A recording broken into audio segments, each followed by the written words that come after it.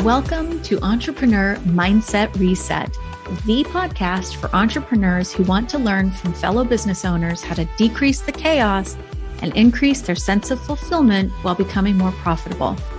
I'm your host, Tracy Cherpeski. I'm an executive coach and consultant and leadership development expert.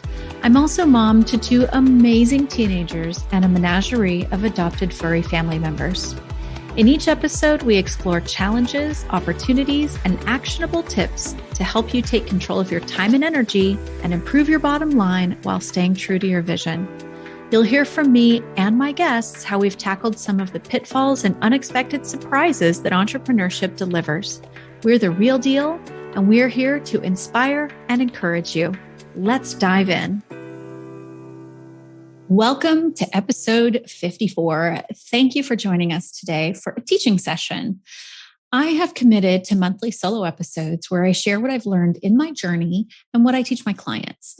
Before we dive into this episode, I want to make a couple of acknowledgments though. First, a big thank you to you, our listener, for being here with us in this amazing journey of podcasting.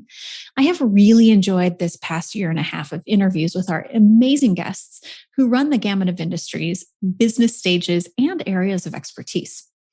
I'm so appreciative of our knowledgeable, passionate, and purposeful guests. I've learned something from each and every one, and I always finish our interviews on a wonderful natural high, inspired to reach and stretch and serve at an even higher level. Some of the guests who have blown my mind are Don Schmink from episode 53, the one just before this. What really struck me was his scientific approach to understanding leadership and patterns of leadership over time.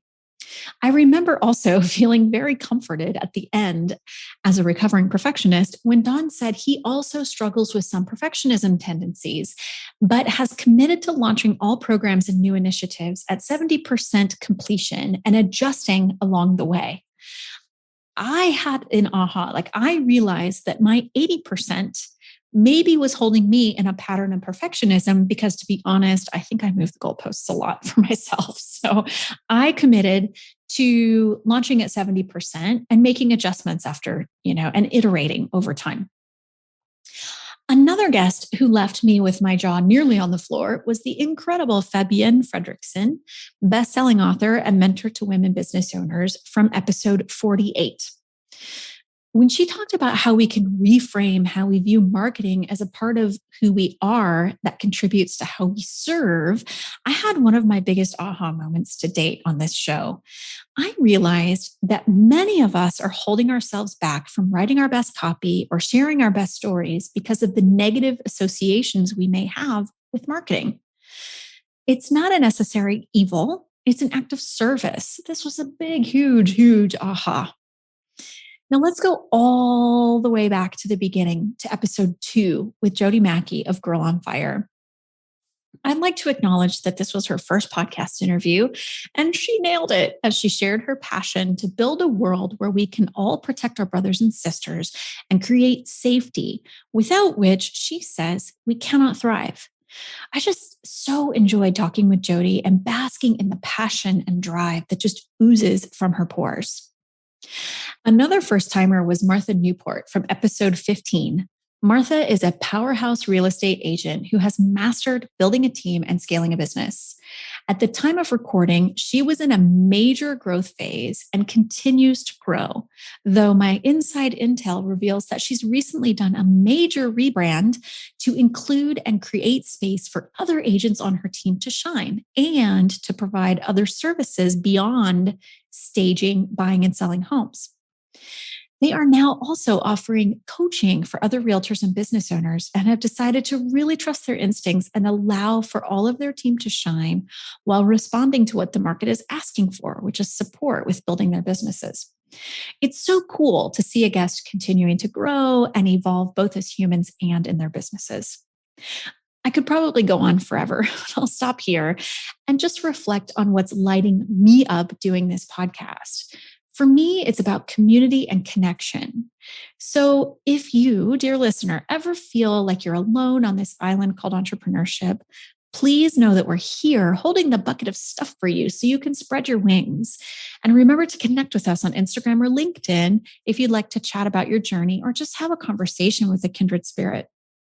And finally, if you would like to be a guest on this show, please do connect with us. The best way to get the process started is to go to my website at tracycherpeski.com/podcast. Just scroll down on that page and click on the button that says want to be a guest on the show. We would love to explore having you on the show. If that doesn't work for you or you don't, get to the website, connect with us through direct messages on either Instagram or LinkedIn. And as always, make sure you subscribe so you never miss a show. And if you haven't yet, please do take a moment to write a review for us so other amazing entrepreneurs just like you can find us. You may not know this, but the more subscribers and reviews we have, the more people can find us. So this is how you can support us in our growth, and we appreciate it. So now on to today's episode. I am so happy to be able to share with you the cornerstone of time leadership, which is the first pillar I teach my clients when we start our work together. You're about to hear me use different language around taking control of our time. I firmly believe that the conventional time management tools and tips simply don't work for business owners and leaders. Why?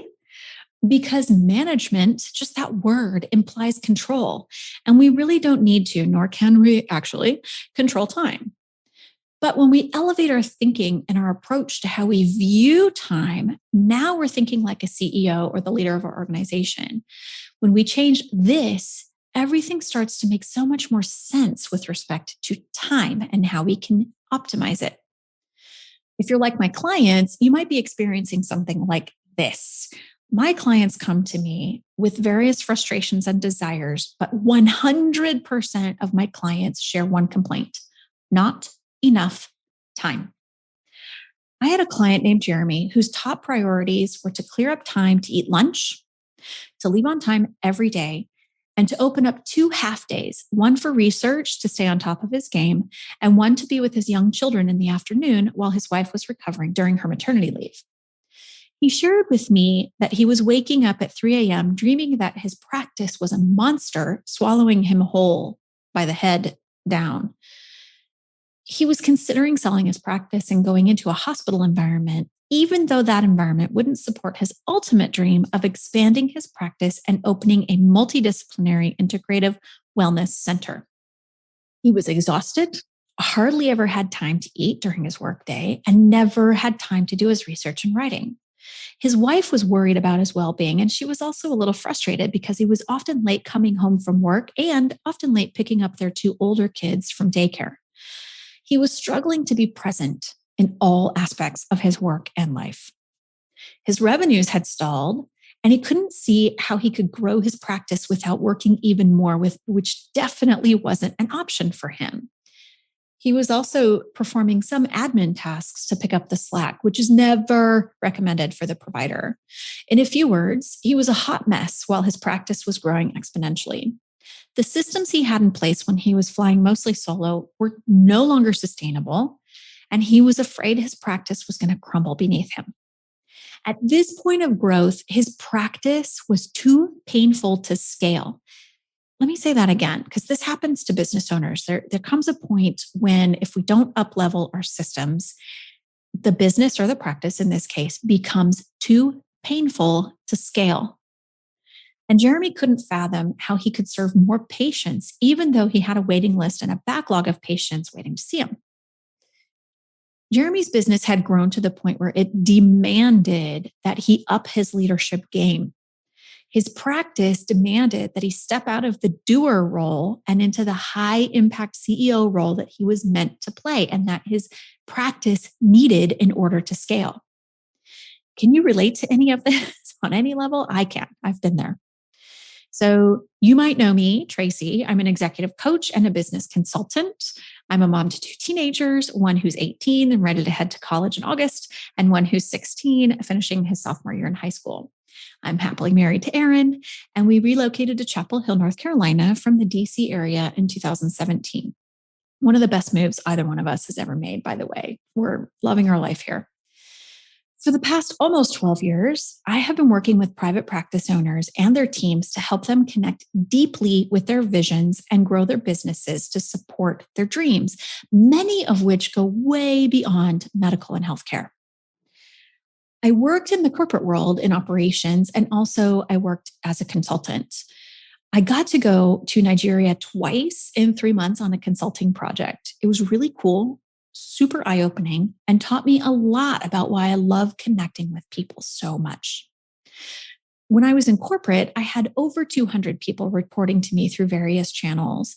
I got to a place where I was burning out and overloaded most days, and I felt like I could never get caught up. So I got really clear about how to prioritize tasks, delegate and eliminate what didn't require my attention. And rather than try to get as much done as possible, I focused on getting done what mattered the most and collaborating with my team to reprioritize the rest. So flash forward nearly 20 years. I'm old enough to say that now. And now I'm teaching my clients what I've learned about the troubles with time management and helping them shift their focus to this concept of time leadership. I love what I do because I get to see my clients free themselves from the shackles of the success trap. You'll probably hear me talk about the success trap a lot if you haven't already. And then they get to really live into the dream they had when they decided to open their private practice. The most rewarding part of my job is that over time, my clients not only achieve their goals, but they often expand their visions, and I get to be a part of that. So now that we've talked a little bit about what drives my clients to seek support and you know a little more about me, let's dive into time leadership. And wink, wink, in the interest of time, we will be focusing primarily on the first pillar, which is discovery. We'll learn a little bit about each pillar so you know where you can take this information, but our primary focus will be on discovery. Now, I just want to say a little side disclaimer here.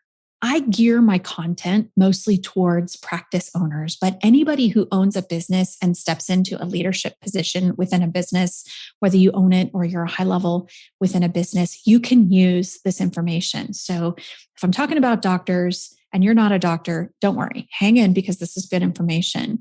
So let's talk about pillar one, discovery. This is about getting crystal clear about your vision and goals. I call this the slow down to scale up phase, or as some of my clients call it, torture by clarity. I'm sort of kidding. But without clarity, we can't even begin to draw a map. Have you ever gone on a road trip without a destination? That's cute. And it's a fun idea until you run out of gas and snacks, can't find a rest stop, and you have no idea where you are. Of course, this is my college self-talking, right? Not the current day GPS, Waze, Google Maps era, Tracy. But you get what I'm saying, right? Like when we get crystal clear about our vision and goals, everything starts to become a little easier. So that's pillar one, discovery. Pillar two, which we'll just brief here quickly, analysis. This is where we gather data. Okay. So you observe and evaluate how you use your time, which tasks can be delegated or eliminated, and estimate how much time you're going to recover. When you start tracking your time and place monetary value to your precious finite time, you may experience quite a jolt when you see how much you're costing your business by doing tasks that are better suited to your qualified and talented staff. And if you don't currently have qualified and talented staff, you want to find someone who can pick up some of those duties, and they enjoy doing them. It doesn't drain their energy the way it probably does yours, and it costs you less money, and you can get back to money-making activities, right? So pillar two, analysis. Observe and evaluate how you use your time. Pillar three, it's action, but I really call it inspired action. So we create our action plan, practical steps, and workarounds to avoid potential setbacks. This is where my clients usually want to start. But remember that road trip without a destination, snacks, gas, toilets, running water, you would be charging out of the gate and squandering more time than you already do. Ouch, that's not fair. That kind of burns, right? So remember, slow down, get clear, evaluate, get into your analysis, really gather your data and look at it and understand what it means, place monetary value on your time. And then we get to pillar three, which is taking inspired action. Please trust me when I say that going out of order will not be your friend. When you take the time to talk about and write down what you really want, everything starts to move faster. The fewer side trips and detours, the better. Though I think, we do learn from those, but perhaps when you're ready for it, you can save the scenic route for an actual vacation concept. Maybe take that vacation before you think you're ready for it. So let's deep dive into pillar 1, discovery. Now, this is where you're going to want to take notes if you haven't already. So if you don't have something to write with, press pause, get that thing to write with, and then write down these questions and set aside some time to answer them fully. Question 1, why did you do this? Why did you go into a business for yourself? Why did you start a business? Why did you start a practice? Question 2, what made you excited? You could also use a little bit of what made you angry, right? What made you so angry or so frustrated that you decided to do it yourself? Sometimes that touches the excitement at this kind of at the same time. So what made you excited? What made you so angry? Either or both. Question 3, what is your grand vision? And this is where I want you to grab a magic wand and go pie in the sky, realistic but a stretch, maybe slightly outside of what you think that stretch is. Go outside of your regular thinking and draw your grand vision. And then question 4 is, what are your regular roadblocks? Like, where do you get stuck? What things come up for you regularly when you're up leveling, when you're expanding? Now, why do we start here with these questions? And it's pretty simple. It's because if we charge out of the gate without training, mapping our path, or getting intimately connected with this data that we gather, we'll likely spin our wheels. So we get back to basics. This is where my business coach asks me what makes me so angry I want to change it. Right? That's where I got this idea of not just what excites you, but what kind of pisses you off, like what gets you righteously indignant and you want to make a change. So be honest about why you decided to go into business for yourself or into private practice. Like, surely there was something easier than doing your own thing. So why did you decide to do this?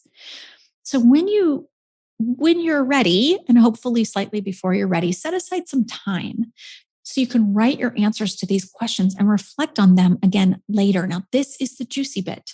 My clients know, because I warned them early, that we practice the slow down to scale up method of business scaling, or slow down to speed up. When we get to the heart and soul, like the why of your big dream, now you can get super clear about what's most important and why you need to structure your time in such a way that supports actually achieving your goals and dreams. I had a prospective client get super quiet in a strategy call once. And when I asked if they were okay, they responded, "Holy sh!" All of this is actually possible. I'd never realized or believed it could all be possible, but now I see not only that it's possible, but how to make it come to life. And, no matter the goals of my clients, we always start with discovery. Always. We never deviate, ever. We always start with discovery. Let's take a moment to talk roadblocks. We all have them. They might be mental blocks, real life stuff that gets in the way of us getting stuff done. So write these things down. Write down the things that consistently get in the way of you getting things done, either your big goals or your daily stuff, or both. Write it all down. Don't worry if you sound petty or frustrated or like you're complaining. The point of all of this is to get out of our heads, get clear, be honest with ourselves, and then get to work. Like I tell my clients, and you're welcome in advance for this really deep insight, get out of your head, get out of your head, get out of your head, and then get out of your head. You're welcome. One of my clients had a staff member who constantly interrupted him. She was lacking the confidence to grab the bull by the horns and get things done without feedback and validation for every single thing. There were a number of issues going on, and this was a huge problem for them because my client was trying to write a book, run a private practice, and run a practice connected to a hospital center. So he was just a little too busy to be interrupted all day for things his staff should have been able to handle without his input. Now, ultimately, we realized this person wasn't the right fit for the grand vision of my client's practice, so we worked a plan and replaced her with a better fit. Sometimes that happens. And if you're willing to play the long game, your clarity will help you sort out the type of team you want to bring on board, how to train them or bring someone in to train them, which is what I recommend, so you can get back to serving your clients, or in his case, his patients. Another client had difficulty focusing on what was most important because everything seemed like a fire that needed to be put out. Now, this is so common with high-level professionals, by the way. Before I started working primarily with doctors, I worked with everybody who had lots of letters behind their names and had their own businesses. So I would say over all the years, about 95% of my clients struggle with this, thinking everything's a fire needing to be put out, like everything's an emergency. Before we even start doing the work, 95% are struggling with this. So 100%, it's time. 95%, it's not understanding what to prioritize. So you might be surprised to know that we still go through the process of getting clear, identifying all the roadblocks, and figuring out workarounds for them. So the workaround for thinking everything is a fire to be put out now is simple, but not necessarily easy. It's getting clear about what the priorities are and then sticking to your plan.